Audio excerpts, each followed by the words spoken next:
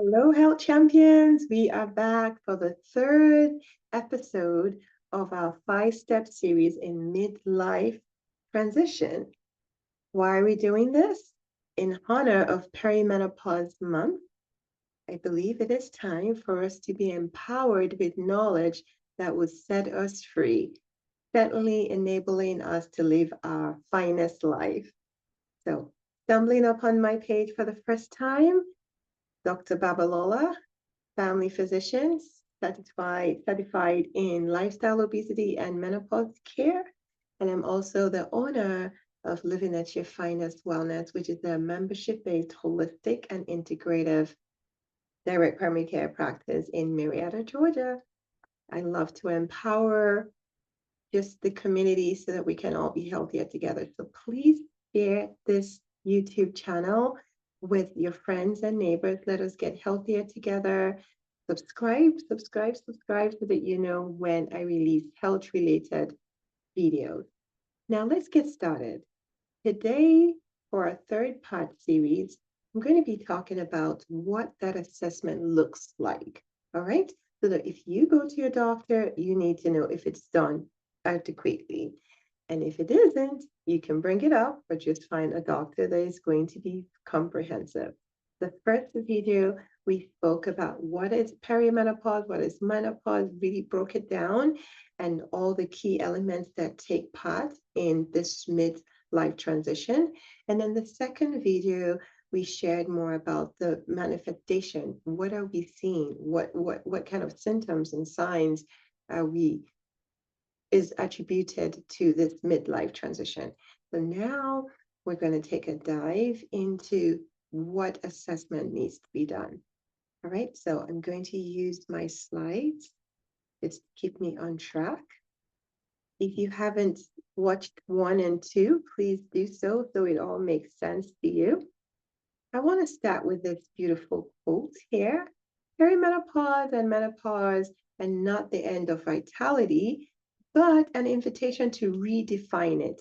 This season is not a death sentence. It is a powerful transition where we can embrace change, honor our bodies, and flourish in new ways of strength, wisdom, and well-being. I agree 100%. This has been my experience, and I hope that it is for you. So let's get started. How do we assess midlife transition in a patient? Certainly, it has to be comprehensive. It has to be collaborative. It has to be cost effective. It definitely has to ensure continuity of care as well. First and foremost, we start with a history. We'll have our physical and our labs. So when it comes to history, so important that we take a deep dive into different aspects of the history. Certainly, we will start at the beginning, which is if there's, medical history, any chronic diseases, any acute issues, diabetes, hypertension. We also want to find out about the family. When did mom become menopausal? We know that the average age is between 51 and 52. It starts between 45 and 55. So we want to ask these questions. Medical, want to know what medications you're on, not just medications, but are you on any herbs, any herbs, OCT, over-the-counter meds? Want to know about your surgical history, any allergies. We also want to know about your obstetric history. How many children have you had? Have you had any abortions? All of this is so important because we're taking a deep dive into your overall health and well-being. Social history, do you smoke, do you drink, are you working, what's going on, has there been any traumas? All of this play a role. And then sexual history. This is one that is not commonly asked during a visit, maybe because there's not enough time in the traditional healthcare system, or maybe because we're just not comfortable. But it's so important to find out about sexual history because it's part of our life, it's part of how we live. So it's important because I love to practice whole person care. And so that is a question that comes up in my practice. But let's talk about the gynae health. When was your first period? Are you still cycling? What is happening? Is it 28 days? Is it spaced out? I had a patient in my practice that pretty much was counting because she knew that menopause is after 12 months, you don't see it. And then it came back again after 9 months.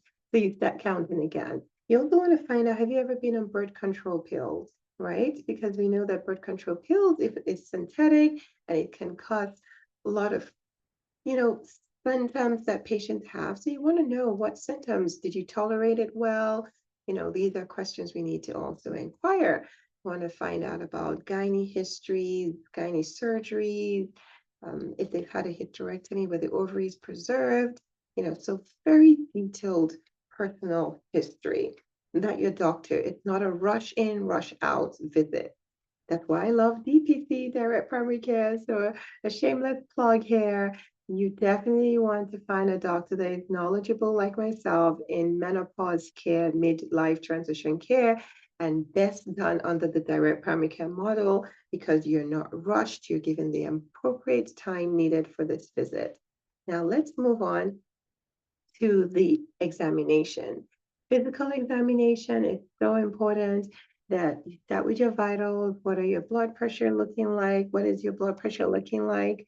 What is your heart rate, respiratory rate, your temperature? Also, what is your weight? It's not included here, but what is your weight? Even though, yes, BMI, we know BMI to be your basal metabolic rate. Even during my practice, I focus more on your visceral fats, your percentage body fat, which I'll share a little bit more about that. But comprehensive physical examination definitely involves your vitals from head to toe, your head, shoulder, knees, and toes.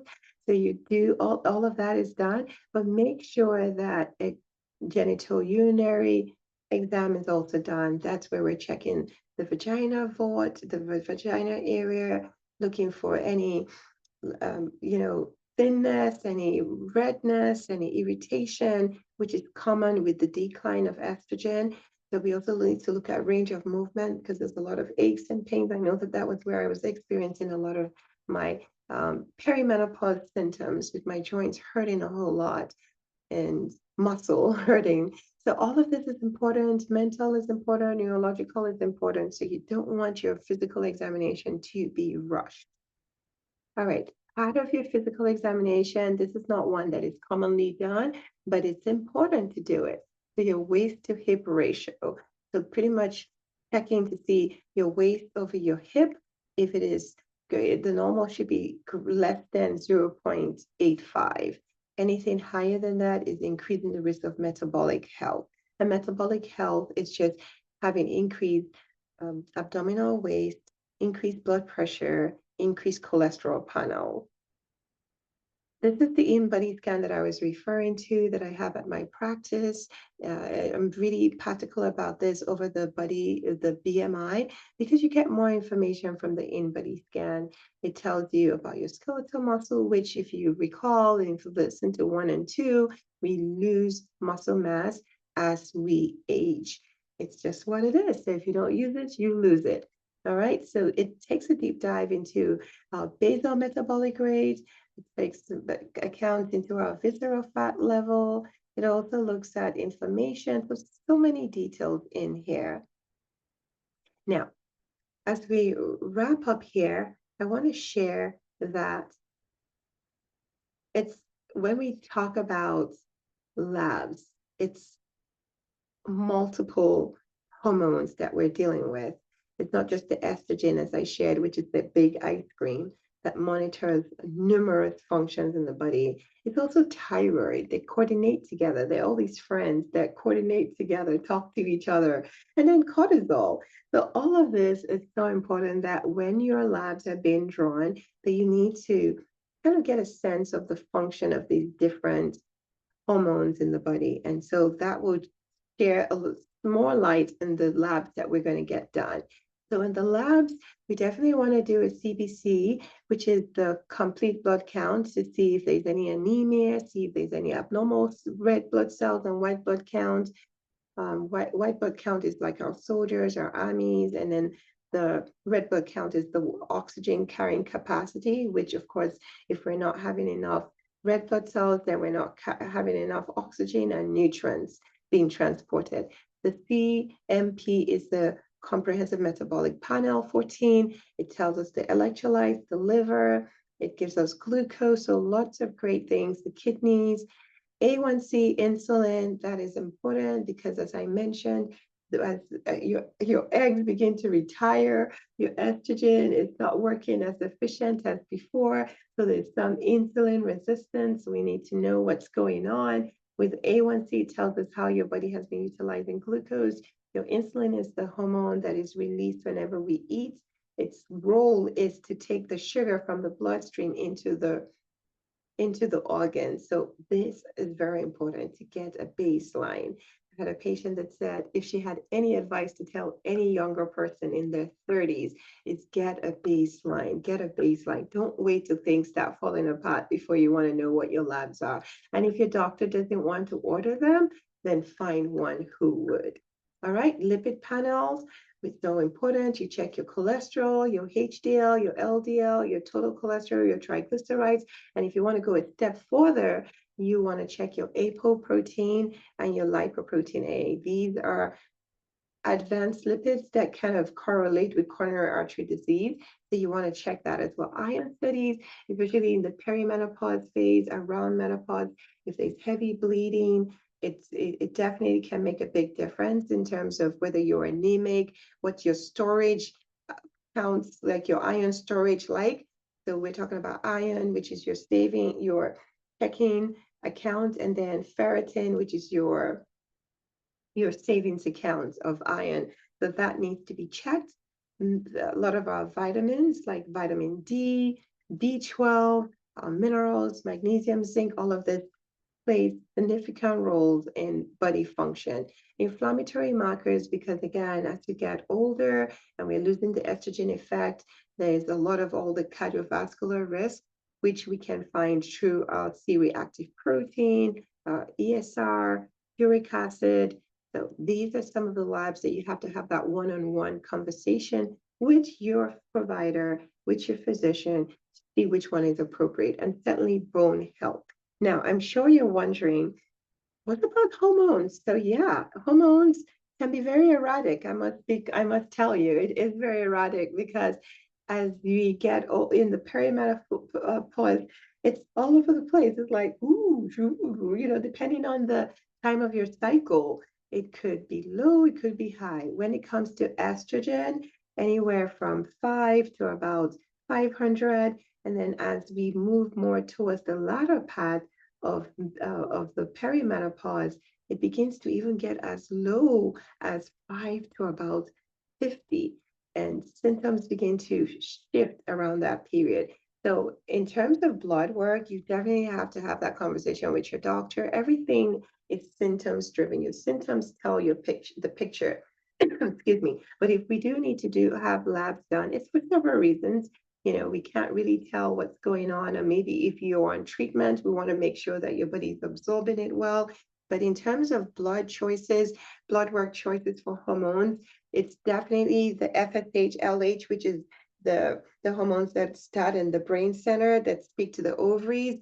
If you're perimenopause, meaning you're still cycling, you want to do those preferably, day 3 when you're in your follicular phase, or and another time that you can do is between day 19 and 21, and that's when you're in your luteal phase, because those are the times when they're most stable. All right, so that would be FSH, LH, and then your estrogen and your progesterone, which are the ovary levels. You also can check your testosterone as well, which tends to peak right about the ovulation period. And so you can check DHEA, you can check your sex hormone binding test lab as well. Certainly, I mentioned the thyroid. And so, yeah, those are the tests that you want to do if you need to do it now. For postmenopause, we already know symptoms. Everything is retired. It is flat. It is flat dead. So you don't really have to wait at a particular time to check it. You can just check it anytime because we know that it's supposed to be very low. Okay, now, having said all of that, what else is part of the assessment? This is where you empower yourself to be intentional about what you're going through, what you're feeling. You definitely would have to keep a journal. I have never really been good at keeping my menstrual cycle journal. I'm like, whenever it comes, it comes. I typically know when my cycle comes anywhere between the second and third week. But now that I'm in perimenopause, it's shifting, it's all over the place. So I have to keep track. So I have to keep track. I have it somewhere where I write it down and just pay attention. Is it heavy? Am I spotting? What's going on? What symptoms am I feeling? So you want to journal these things. They say if you don't measure, you cannot manage. All right. How are you sleeping? How many hours? Is it taking you longer to sleep? Whenever we hit the bed, latency period is less than 15 minutes. If it's taking longer, then we need to pay attention because these are the things that you have to discuss with your doctor. It is a collaborative and continuity of care, and this information provides guidance as to the right treatment for you. In terms of exercise, what kind of exercise are you doing? How long are you exercising? What treatment have you used before? Have you used any birth controls? Are you an IUD? All of this matters. So you want to keep track. What suits you, what calms you down, what gets you all excited. And so, like I mentioned, intake and tracking, you definitely want to have this conversation with your doctor. In my practice, I always ask my patients, we don't want to feel overwhelmed because if you just feel overwhelmed, you don't even want to do anything. So the question is, what are your three biggest health goals and priorities? Is it your weight? Is it sleep? What is it? What can we take care that will make you feel like yourself again? All right. And we also want to kind of just like I asked in the first video, where are you? Do you even know where you are? Are you in pre-menopause, perimenopause, or post-menopause? These are important questions to have and pay attention to those. So that's what we have for the assessment. You see that it is quite comprehensive, and you deserve to have this kind of evaluation.